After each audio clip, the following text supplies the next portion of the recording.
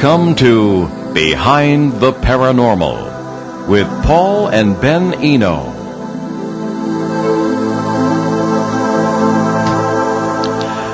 What happens to you if you commit suicide? Can you find yourself in a better world? If our theories about quantum reality and the multiverse are correct, can death really exist at all? Well, hello there, and welcome to the 441st broadcast of Behind the Paranormal with Paul and Ben Eno. I'm Ben, and across from me is my father, who asked those sobering questions. Or sobering. It's been a rough day. Our subject this evening is a very sobering one, suicide. Along with this entire day. We haven't covered the subject in any depth in over 3 years. It's been that long? Jeez. Yeah. And what prompted us to do it were several emails we recently received from listeners asking about suicide. A few even suggested that it might be a good idea, given the way things were going in their lives. So before we begin, as you might have noticed, I'm here this evening because I didn't have classes today, but I did have to go to WERS for a few hours. Whenever that happens, we have our weekly contest. So, Dad, take it away. I'm very grateful Ben is here tonight. I'm always grateful when he's here, but especially today because of the terrible events in Boston where he goes to school. And she said he didn't have classes, but you had to do that shift at ERS, and you missed the explosion by about 4 minutes. Yeah, as I previously mentioned. Yeah. I was supposed to be on... Well, if they were listening to the previous show where Steve was doing his Louis Armstrong impression. Indeed. Well, Louis Armstrong. No, well, I was supposed to be on at ERS till about... I was supposed to be on until like 4 o'clock. I was supposed to be on 12 to 4, and then this guy came in to relieve me, and he was like, I'm on at 2. I got told I was supposed to be here for 2, and I was just like, oh, okay, well, I guess I'll leave early. So I left at about like 10 after 2 when I was at South Station, and I took my time getting there. And so you were like 2 or 3 blocks from where the explosion occurred. Yeah, I mean, Emerson is about maybe 10 to 15 minute walk away from the Boston Public Library. Like, it's literally right down the street. I mean, Emerson's on Boylston. It's 100 Boylston Street. And, and so it was maybe like 3 or 4 blocks away from my school, I just got an email from my school saying the school's in lockdown right now.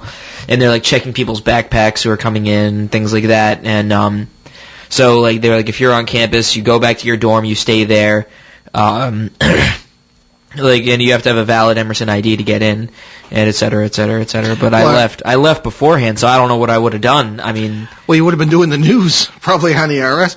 But I remember when... even if my shift being over, I don't know where I'd go. Yeah, and they shut down cell phone service and everything else. Not to belabor this on the Paranormal Show, but we're just grateful that everything's okay. When I picked you up at the Franklin, Mass. Railroad station today, there were people who'd been in the marathon. They were still wearing their tags, kind of get off the train, and 2 of them sat down on the curb with their head in their hand. It's really, really shaken up. So certainly our prayers. Yeah, I wish we could have given them a ride, but there's no room. There's no room, too much garbage in our vehicle. See, now you should. That's a good incentive to clean it out. Yes, it is. Yes, it is. But thank God you're okay. So anyway, to continue with our, I suppose, bizarrely, I don't know if it's an apt subject, but grimly. Appropriate, I suppose, in a way, given the terrible tragedies of today. We will start, of course, as you said, with a question, because we don't do that when you're not here. But the question this week is simple. It's our contest question. It's real simple. What is another name for the Loch Ness Monster? Oh, easy. Nail that and get a choice between two. You get a choice between 2 books, both written by my dad, so not much of a choice, really. Thank you very much. I'm just kidding. It's my really odd sense of humor today. If you're local, you might want a copy of Rhode Island: A Genial History, or you can choose his 1998 book, Faces at the Window, and it is entirely up to you. So you can call us locally at 401-766-1240, or from anywhere in North America at 800-449-1240. You could also email us after the show, and you can use the email Paul at behindtheparanormal.com to email us the answer. And if you want to call and make comments today or ask questions, you're always welcome to call 766-1240, or the numbers Ben just gave, 800-449-1240. People think we don't take calls on this show, but we do. Well, they're very Well, we run a tight ship, and people have told me they don't want to interrupt what we're saying. But don't feel that way. Please call in anytime. So you just need to have the giant captain's hat on. Yes. So it seems like we have nothing but important announcements today. First, speaking of BehindTheParanormal.com, which is, of course, our show website, it is back up and running after what we were told was a hacking or cyber attack. Many of our hundreds of show podcasts suddenly disappeared. But the site has been redesigned, which it needed to be anyway, and we are in the process of restoring some 480 recordings of regular and special shows. That's what podcasts are, for those who don't know.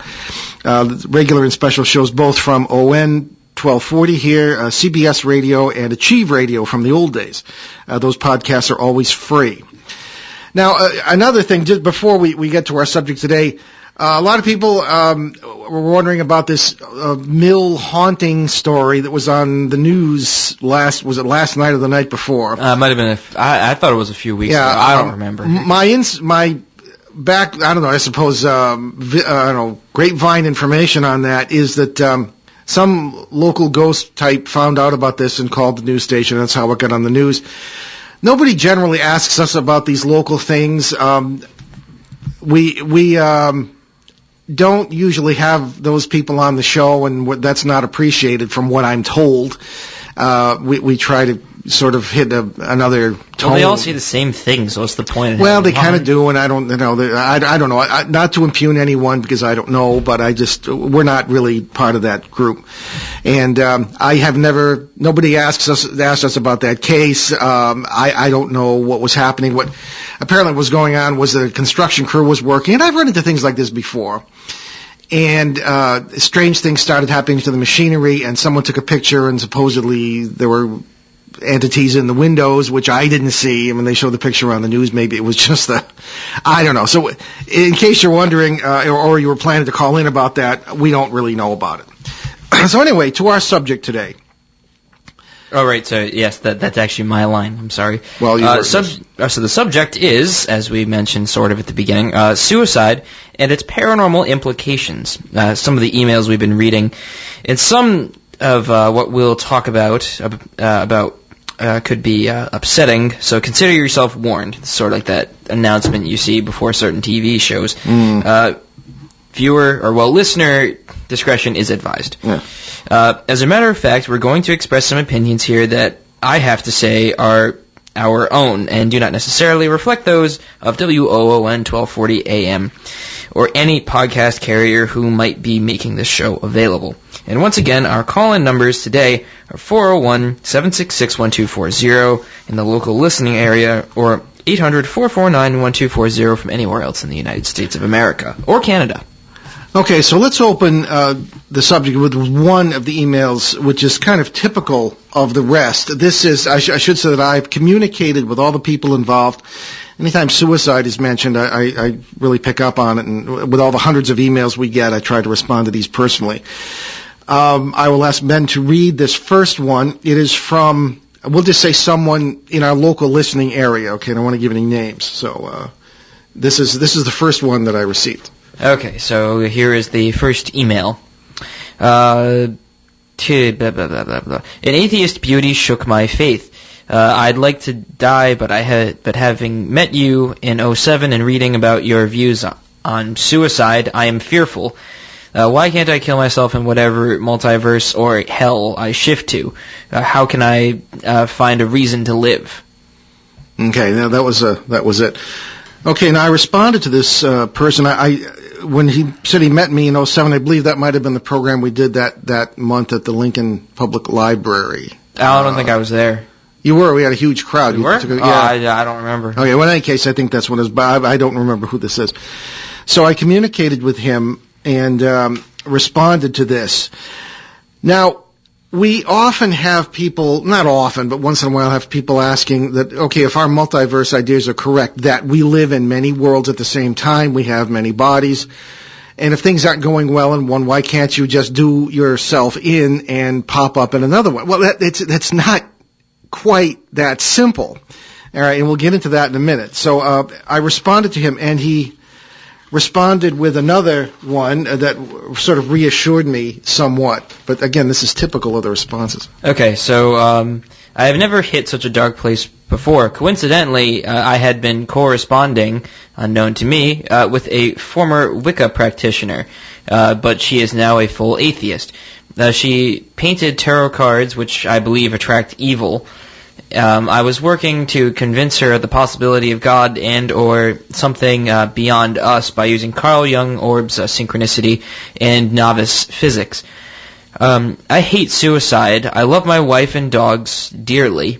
I highly suspect elements of borderline personality rejection / loss due to my unrecognized feelings. Yet I can't shake the feeling that something foreign, negative energy, wanted me to stop helping her. Regardless, your website and descriptions of lost souls was enough to have me go to my wife for help. I am seeing a psychiatrist. That woman is out of my life, and I do feel better. I am working to find God, though I will reread your book again. You signed it saying stay positive. It was in Lincoln, Rhode Island, I see, in the November of 2012. Thank you very much for replying. Okay. Couldn't have been November 2012. That hasn't come yet. But I don't know. But in any case, I was a little bit more reassured by that. But again, people today, it's a chemical culture. A lot of people even children seem to be on Prozac or some sort of antipsychotic drugs or Librium I wonder why. Have we created a world in which we're so unhappy that we just have to live on chemicals? What is wrong with us? Or is it the Lemming syndrome? They used to talk nothing about all sorts of things about population explosion in the 1970s. We got to stop. And maybe there are too many people. Maybe it's the Lemming syndrome. I don't know. I think it's society itself, really. I mean, it's really weird that, you feel like the only way out is to kill yourself. I mean, there's studies that say, what is that? Oh, fine. Yeah, no, when you're finished with your comments. Well, now I forgot my No, I'm just kidding. I know you're a little shaken up still. Yeah, no, it's just, on top of that, it's Monday, and Mondays are just like that for me. But, where was I? Oh, right, society. Yes. I don't know, it's just weird that, people feel... there's so much stress, in our society that it's nobody in history has ever been as stressed out as we are now in the West. I think you're right. And it's I see it every day. I go to a big city for school, and it's I get stressed out. I mean, I can't imagine what most of these other people are doing. My first day of school, I had a panic attack. It's the way everything's built now, it's just you don't have time to go and sit and enjoy the nice things.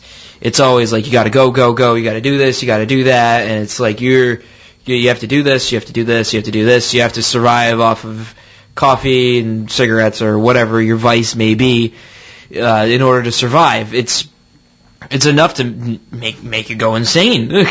Yeah. So I think it's a mixture of a lot of things. It's the whole nature versus nurture argument all over again, where it's it could be the environment we're in, or it could be how this person's brought up, or whatever.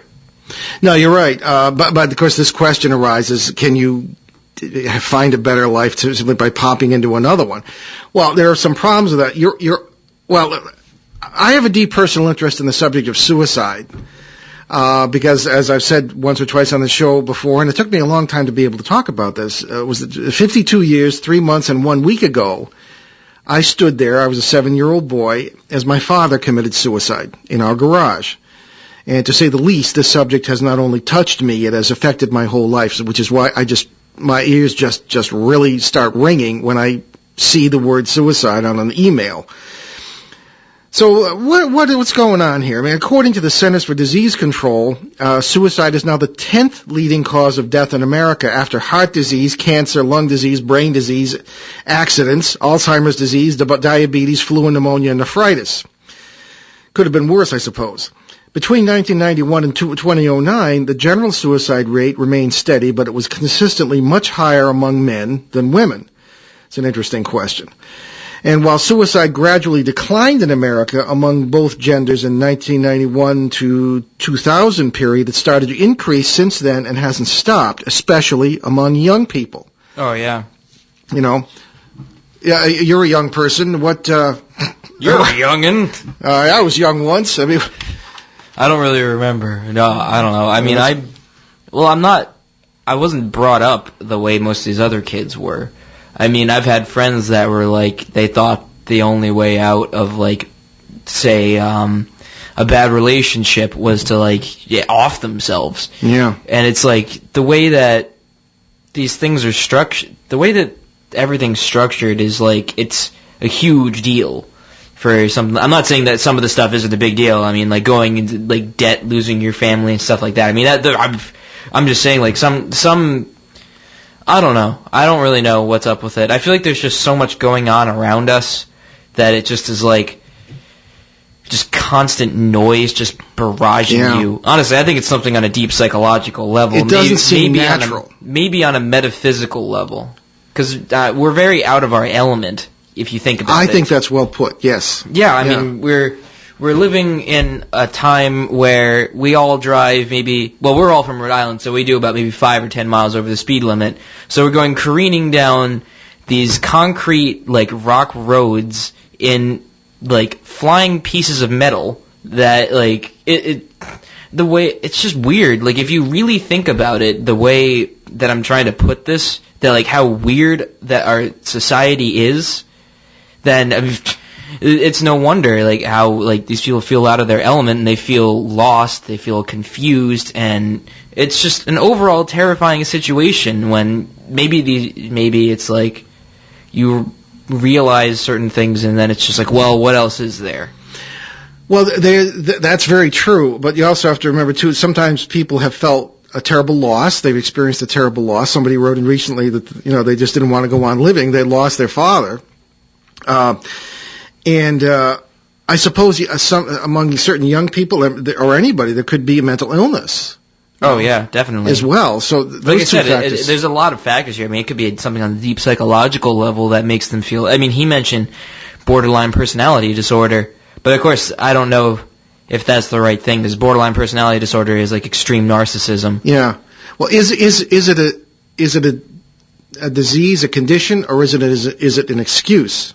Well, I mean, that's the thing. You know, people love to find excuses today. We're big into the blame game, you know, and nobody takes responsibility for that. Nobody takes responsibility. And I found that there's very little, and I like to think this has happened in our own family, there's very little that cannot be solved by love, compassion, and respect, you know, as opposed to pills and doctors. You know, that's my opinion. But in any case, there's also the issue of parasite influence. We're always talking about those nasty critters on this show. The folklore knows them as demons, but Ben and I have both found, sometimes to our cost, that these things are real. They're not spirits. They're not servants of Satan. They're life forms. And life, as Sir Fred Hoyle would have said, is everywhere in the universe. The great astrophysicist who wrote a number of groundbreaking books on subjects of this kind, although he didn't mention parasites. That life is not the exception in the universe; it's the rule. And all kinds of life, and these parasites seem to be among these. They seem to be able to move among these parallel worlds that we believe exist, and feed upon people's negative energy. Why? Just saying, why does a mosquito bite you for your blood? You know, or why do we kill cows? You're right, exactly. Or just right. Well, not kill them, or like get milk from cows, eggs from chickens. I mean, once these strange, usually unseen enemies find a person or family to use as a host or hosts, they will push whatever buttons they have to in order to feed off the energy, and that's how they work. And of course, even if the host never actually commits suicide, the goading that can occur, the negative thoughts, the violent thoughts that often occur, and it could be simply mental illness, or could be one of these or both. I've seen both while working in psychiatric hospitals a number of years ago. Could feed the thing. And of course, if suicide occurs, think of the energy that gets blasted out of the psychic environment when that occurs. Well, I mean, what happens? I mean, that just goes to the question: if, like, what happens if you actually do commit suicide. Yeah, well, that's it. I think that, one condition that is present in people, I often find, anyway, not all the time, but often, when they're contemplating suicide, is isolation. Yeah. And that's also a common factor in parasite cases as well. You often have a lone person who is perhaps unemployed, no hope, very depressed, et cetera, and they are the victim of a parasite. I've seen that on several occasions. Not always, but sometimes. And isolation, what happens to you when you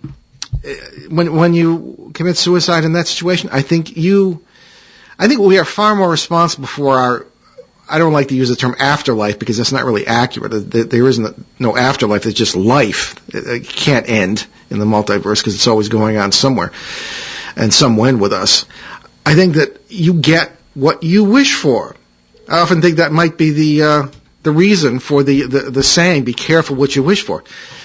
I've seen, and the ones I've met who have committed suicide seem to be in worlds of absolute isolation and aloneness.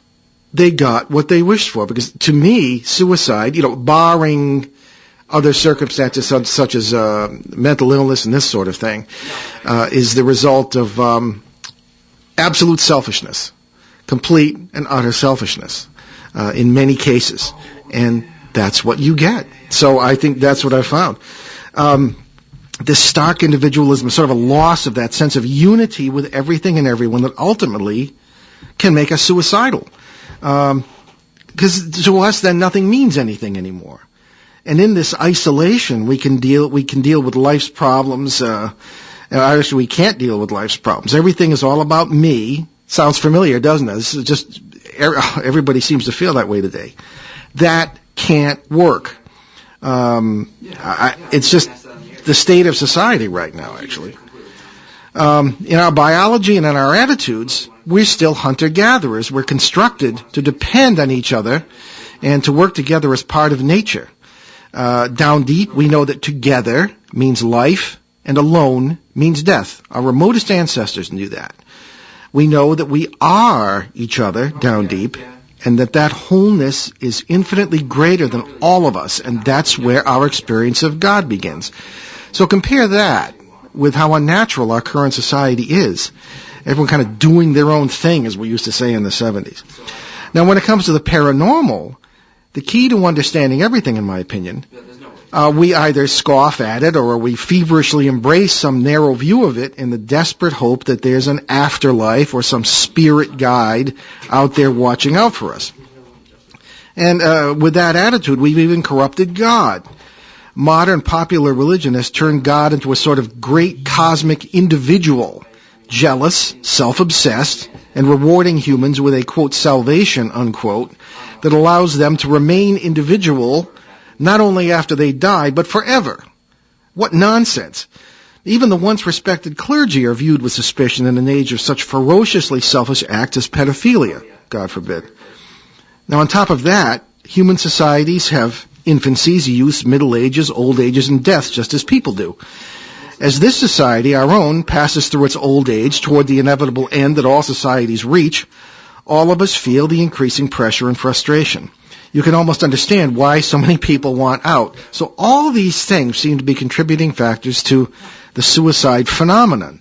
Isolation, very, very stressful kind of society, bad ideas about God and ourselves, and this ferocious individualism that cuts us off from everyone else. People have these relationships. Why is there such a divorce rate? How come people don't get married at all? Why so much domestic violence? Well, people don't know what love means anymore. Love means forgetting yourself. And what people don't love today, they love themselves through each other. They don't know how to love each other. And that's an important paranormal point, too, because that feeds parasites as well. Now, for us parents, that's a whole different issue because the youth suicide rate is beyond belief. We parents, sometimes mourn the great institutions we once respected, like the government, the church, and even the institution of marriage and the family itself. Everything seems to be falling apart that way. And we have to work like horses just to keep our belovedly unfriendly lifestyle going. We feel that our children don't appreciate it. As a matter of fact, we don't even know our children sometimes. We feel as if we've given birth to strangers. And for teens, I think it's even worse. I'm not sure most parents appreciate the pressure most teens are under. Get them into the best school, achieve, make us proud, meet a nice guy or girl and settle down, make lots and lots and lots of money so you can become what the TV advertisements talk about. And then the next thing the kid hears is some judge saying, do you want to live with your mom or your dad? So I don't blame teens for being distressed. And who needs such a world? Well, none of us does. Not parents, not teens, not Republicans, not Democrats, not Americans, not African Bushmen, not Christians, not Muslims, nobody. Okay, we're going to take a break. I can't see the clock. Ben can. On that lovely note. On that lovely note. You are listening to Behind the Paranormal with Paul and Ben Eno on WOON 1240. I keep saying CBS. Nope, wrong station. WOON 1240 AM. In New England's beautiful Blackstone River Valley. We'll be right back. Everything you know is wrong. Hi, I'm Ben Eno. And I'm Paul Eno. Check out our show, Behind the Paranormal with Paul and Ben Eno, here on ON 1240 AM on Mondays on our new drive time slot at 6 p.m. The paranormal is not what you think it is. You're going to examine the whole thing from a whole new perspective on our show, and we expect that you're going to be very surprised. Do not check your brain at the door. You're going to need it. Be there. ON Radio. ON Worldwide. Well, to that nice little promo of ourselves, well, let's get back to our subject. Again, it's Behind the Paranormal, and our subject this evening is the sobering question of suicide and what it is and what paranormally the implications would be. What happens to you if you do this? So with all the factors we mentioned, you've got everything sort of falling apart, at least in the perception of many people, and they're more and more turning to the paranormal for their answers in life. And among our own listeners, or sometimes those who have read my books, we sometimes get emails about why can't they just whack themselves and pop up in some better parallel life? Well, in the theories of the multiverse that I've relied on for over 40 years in my own paranormal research, now working with Ben at my side, it's become obvious that the reason we're built for unity and not isolation is that all of us, our physical bodies included, form a vast unity of life across an infinite expanse of interacting parallel worlds. Paranormal phenomena are the tip that shows us where the rest of the iceberg might be. The danger lies in misunderstanding the idea that because we live in so many of these worlds already that we cannot die, not even our bodies. And that's true, but we misunderstand what that means. I believe that's really something that is important to understand. But the idea that we can just hop worlds through suicide until our consciousness lands in one that we like is absolutely not true. That's because to be good, right, and true, and to make you happy in any way, your actions must reflect this unity we were talking about, a unity with yourself and with others that we've seen very clearly in our own work. And suicide, as I said, is the ultimate act of individualism, the ultimate act of selfishness. It's an ultimate act of disunity. Now, our friend in Lincoln, who wrote the letter we started with, doesn't entirely agree with that, suggesting that parasites have more to do with it. Now, here's a third installment of that, and maybe you want to just expand on this idea of selfishness. Everything's crossed out. I feel like I'm reading a government document. Yeah, exactly. The UFO document. Alrighty. Excuse me. So this email is last note on selfishness. I didn't feel at all like me. Thus, the mention or hint at possession of some sort. I believe for some, the suicidal mind is not quite selfish. It's delusional, out of touch, gone, rather.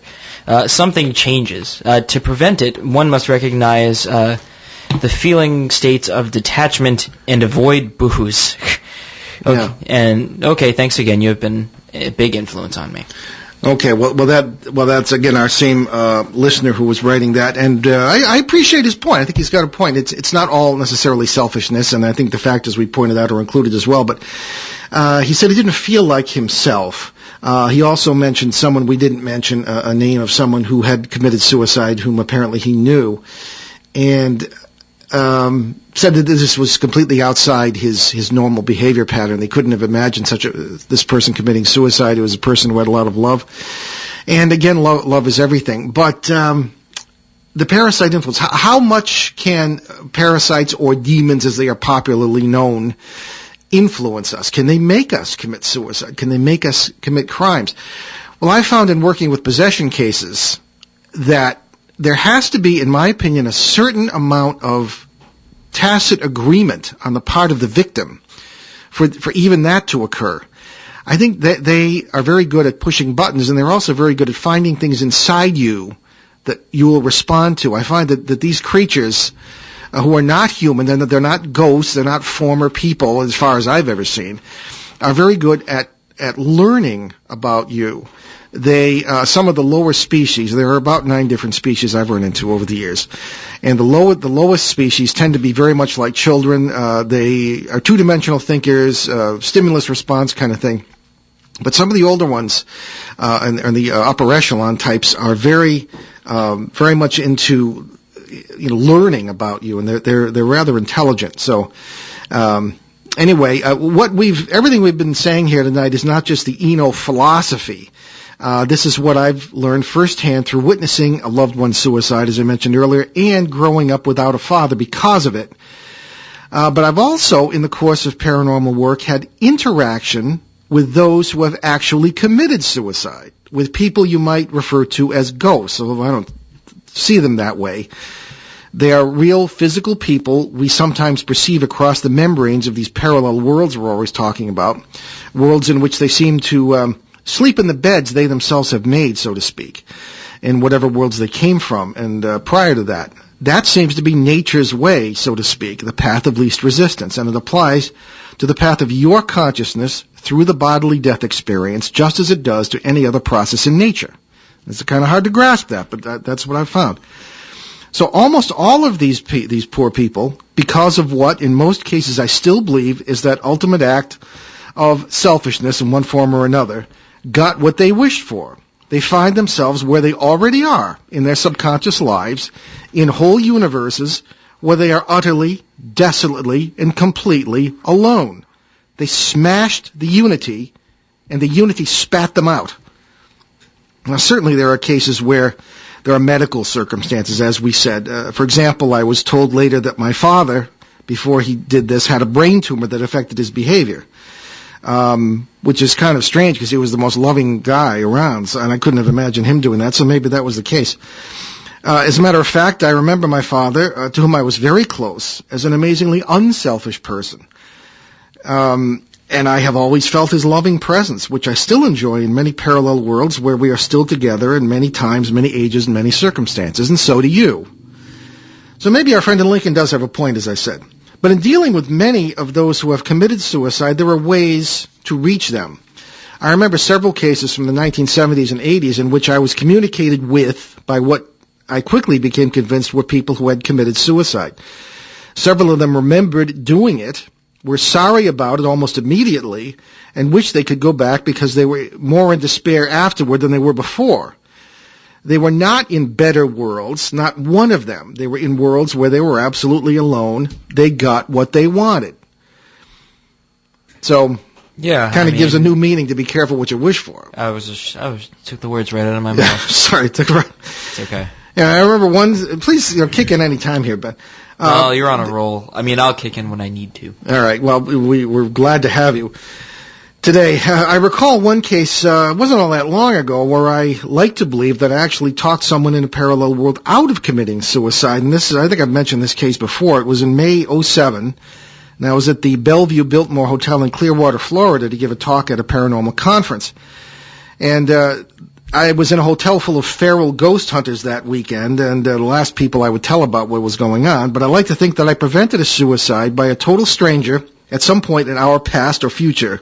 I never caught his name, but the guy from a parallel world who seemed to be sharing my hotel room became apparent as soon as I arrived. Now, once again, I don't look at this as some kind of psychic or mediumistic experience. Whenever I've had these encounters, it's like kind of like linking up with another physical person sharing the same space as we are, but the 5 physical senses are pretty much irrelevant. You don't have to be a big-time medium or something to tell when there's someone else in the room with you. Now, this Bellevue Biltmore is one of the oldest hotels in America. And as a matter of fact, I believe it's the largest occupied wooden building in the country. It's supposedly very haunted. You've never been there, though? No. No, not yet. Okay. Even with several tours of the place with the excited ferals, I didn't pick up a thing except in the room that had been the office of the founder of the place in 1897, a guy named Henry B. Plant. And to my alarm, I saw that the room was being used as a daycare facility. Well, anyway, in my own room, I immediately felt a fellow human in distress. It was a middle-aged man, extremely depressed and lonely. It didn't take long to conclude that he had checked into the hotel to decide whether or not to commit suicide. He seemed only vaguely aware of me and understandably unnerved by my presence. To him, I was the ghost. I find that all the time. They're going about their lives in perfectly physical worlds, and here come us, and they see us the way we see or perceive them. While I nearly always advise people not to try and deliberately communicate with any entity in most cases, I sometimes do so through meditation and wait for them to come to me when I'm certain of what I'm dealing with and if I feel I can do something to help. It took me years to talk about that. The first thing I did was convey as strongly as I could a sense of love and compassion. That's what you should do with anyone, I think. Gradually, I believed that he came to understand that whoever or whatever I was trying to help. Without words, and that's important to understand. Very often I'll hear words as if a conversation is going on, but not in this case. I came to see that this fellow had given up. He had a drinking problem that was overwhelming him with guilt. His wife had given up on him, and she herself had been unfaithful. His 2 teenage children hated him, so he thought, and he wanted to know if I was an angel. And I tried to convey to him, no, just a friend. The fact that a total stranger would care, even if he was confused and a little frightened by the circumstances, seemed to do more than anything else to nudge him out of total despair.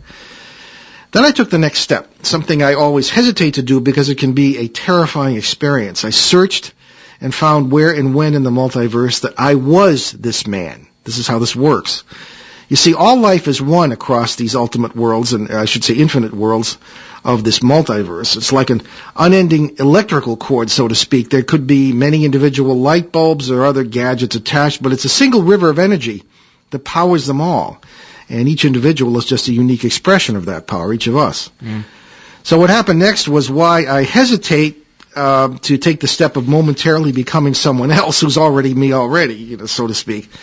I felt all his terror, his depths of fear, sorrow, despair, and his desperate hunt for a way out.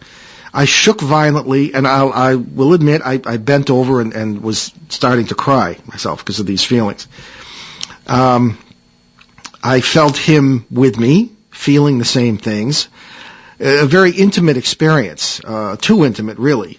I recovered somewhat, and I felt it was time, and I said out loud, taking the liberty of speaking for all of us, "We love you." Said it out loud. And with the realization that people he didn't even know or couldn't even see actually cared, as I said, there was sort of a warmth that kind of descended on the room. And I really feel that something clicked with my friend, and I think he got the message that he needed to let go and give himself back to his family. He had a high mountain to climb, but I believe that his spiritual experience at the dear old Bellevue Biltmore gave him the tools to begin. So, are you starting to get it? The message of the paranormal is not that there is an afterlife or even that you've got angels or ancestors or whatever or whoever looking out for you. The message of the paranormal is that you don't have to be alone anymore. And if you're not alone, you have a very good chance of avoiding suicide. Yep. The paranormal provides the answer to suicide, not the excuse for it. Comments, Beth? Well...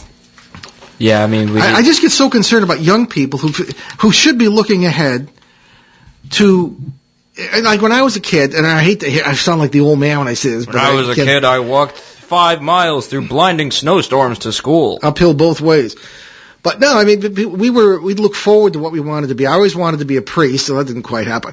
But, I had friends who in those days, kids still wanted to be, doctors, nurses, firefighters. I guess they still want to be doctors and nurses, but anyway, people looked forward to things. But today, is that the case anymore? I mean, you're at one of the best schools in the country for media. What are they looking for? I was talking about this to somebody, and I was just like, it was me and one of my friends, and I was just like, you ever feel like we're built to just be teenagers forever? And he was like, yeah. Okay. Huh, meaning what? Well...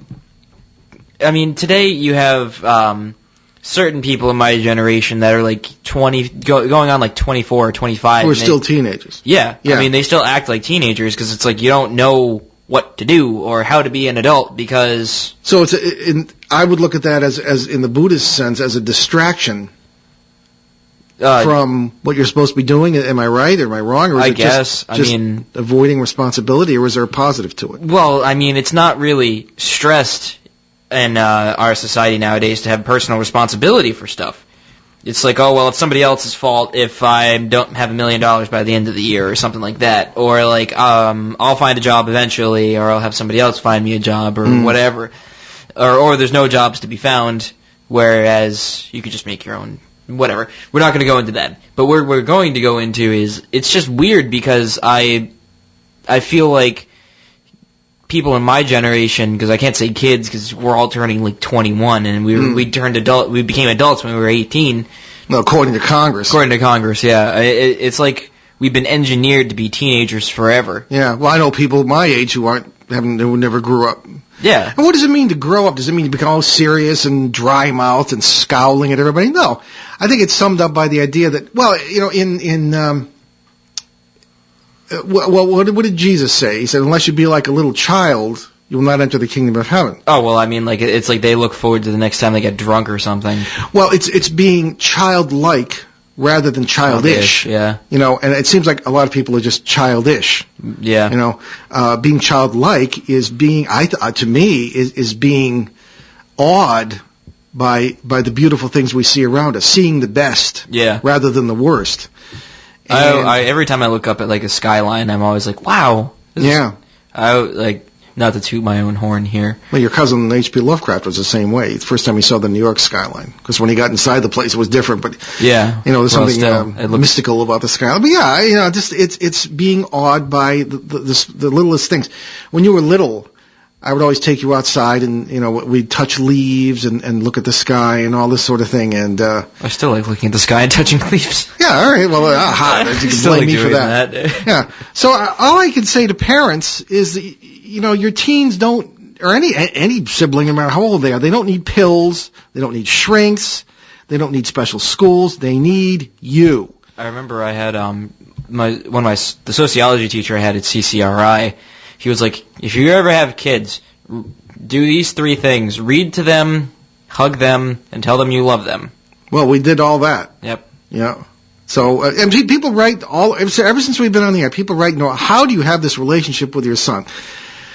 And it's our family has always been together. It's the word respect. That comes even before love. We respect each other. And that's the word, the operative word when Ben and his brother were growing up, and when my wife and I were, it's funny, we had our 25th wedding, and I don't know how paranormal this is, but I'll talk about it because it's all relevant.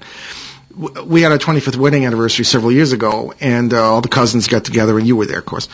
Yes. And people asked, well, you know, what plans did you make, and all this, and we kind of looked at each other. We didn't make any plans. We put ourselves in the hands of God. And we were together come what may. Home was where the other spouse was, where our children were, and that was it. We expected nothing. We worked hard and did our best, and we have been blessed beyond the measure of anyone, simply by having no expectations. And people kind of looked at us. You know, as people build all sorts of castles in the air when they get married or when they have a life thing. And that's them. That's none of my business, but we never did that. Yeah. And I think we came out pretty well, thank God. But anyway, we need to kind of get outside the narrowness that society inflicts on us.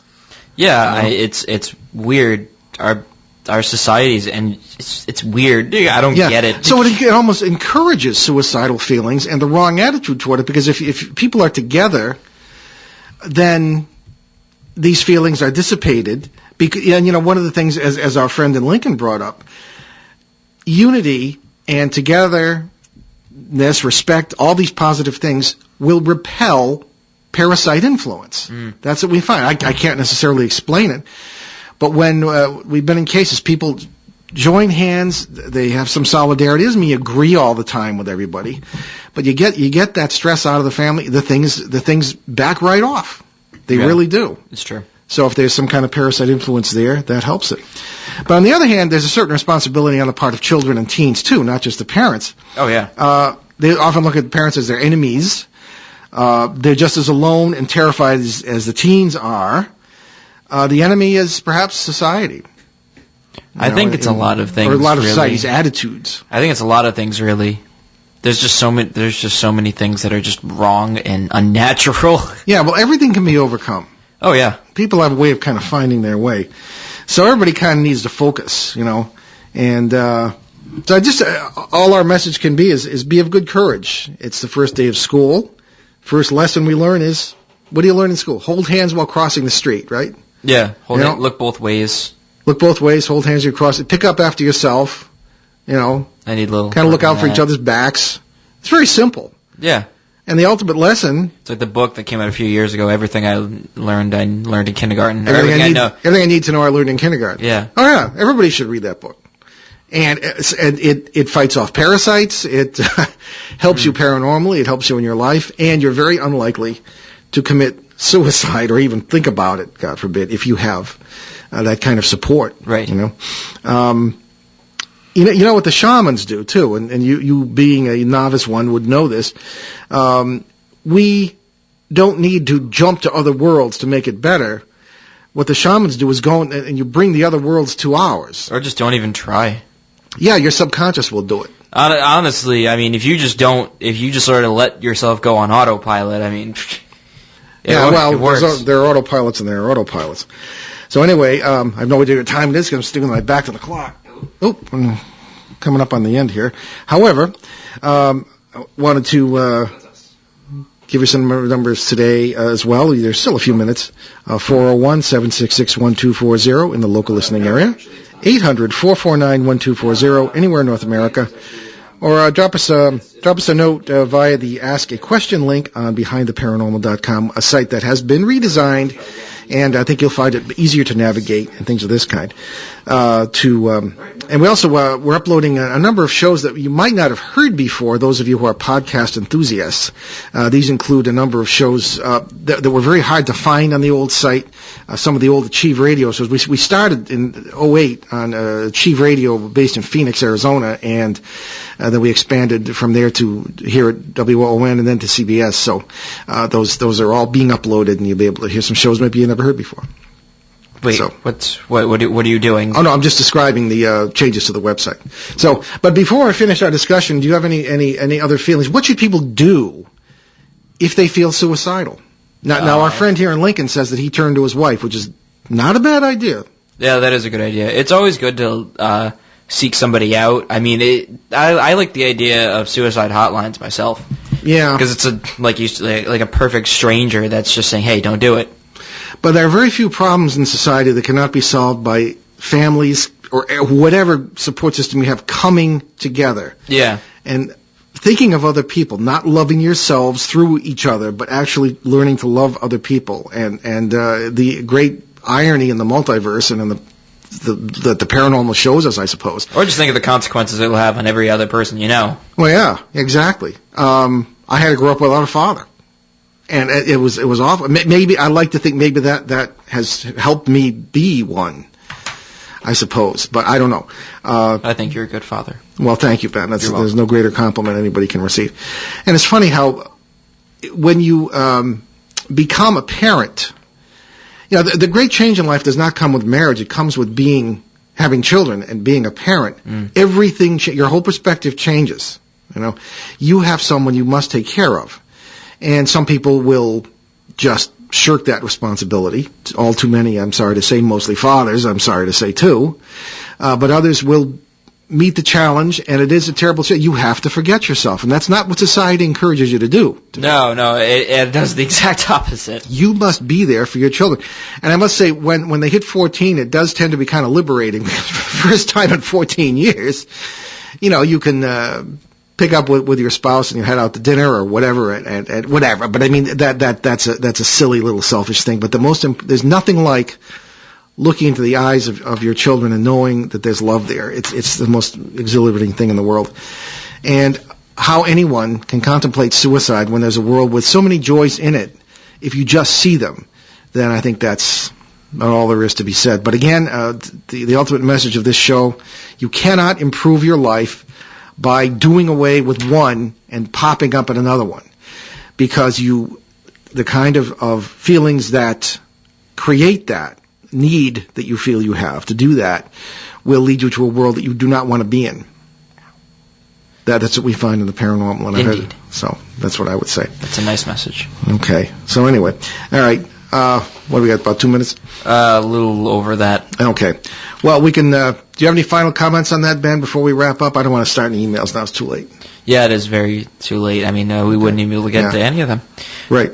Well, yeah. I mean, no, you basically said it right there. You had a very dynamite outro written down here, and I was very excited to hear that. But you did something along those lines. So all right. Yeah. Okay. Yeah. Good. All right. So good. All right. Well, again, BehindTheParanormal.com once again is up and running, as I said. The weekly newsletter is late because the cyber attack, have not hacking and all.